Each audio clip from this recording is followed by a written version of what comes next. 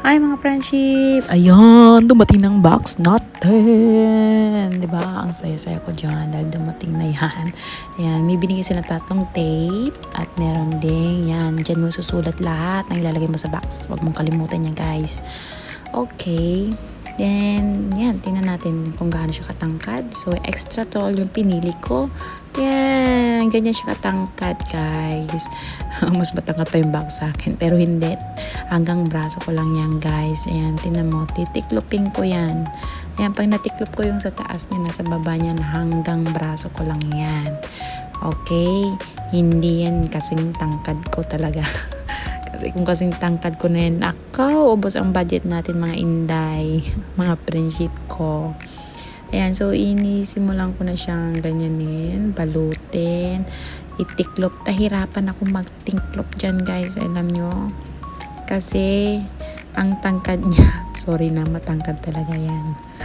O, diba? Ayan, so tiniklop ko na. Tiniklop ko yung dulo, kabilang dulo. Ayan.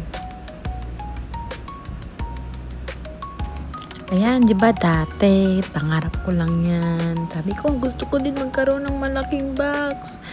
Ang extra tall, yung kasing tangkad ko. Nakakuha naman ako, di ba? Pero hindi kailangan lang kasing tangkad ko. So, kabalikat ko lang mga guys. Ayan, inaayos ko na yan. Yung nahirapan ako mag-prepare dyan. I mean, lagay ng tape dyan. Pero anyway, natapos naman siya lahat. So, 'di ba? Kaya ang tagal ko sa pwesto na 'yan. Kaya kung meron kang pangarap, guys, tuparin mo na kasi alam ko ang darating ng araw matutupad ang lahat ng 'yan, 'di ba?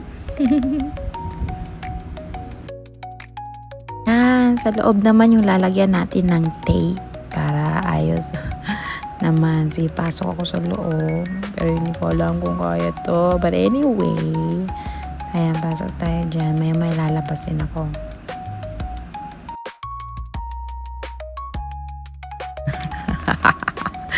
Pagod na friendship yun. Nakakapagod pala talaga kapag ikay nandiyan ka na sa situation na yan. But anyway, kakuha ko ay A-Fright pala.